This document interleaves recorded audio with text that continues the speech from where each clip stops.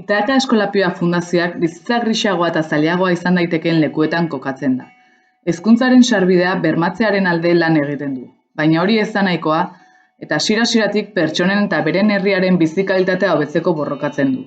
Hala nola, Venezuelako ikastetxeetan eskola jantokiak bultzatzen dira auzoko pertsona behartsuenentzat. Kanpetxen, Mexikon, plastikozko konak bildu eta birziklatzen dira ibaiaren eta atmosferaren kutsadura saihesteko. Kongoko Errepublika Demokratikoan, Kikonkan, ama haurren eskola berriak familia bateragarri egitea errazten duen eta emakumeei beren diru-sarrerak hobetzen eta ahaldutzen dituen nekazaritza prestakuntzarako sarbidea ematen die. Edo Mozambiken, Penpako eskolinetan, goseak eta indarkeriak mugitutako familiak artatzen ditu.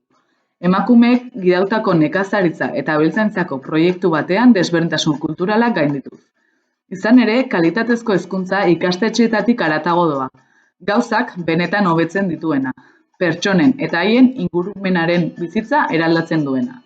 Covidaren ondorioz, zailtasunak areagotu egin dira leku guztietan.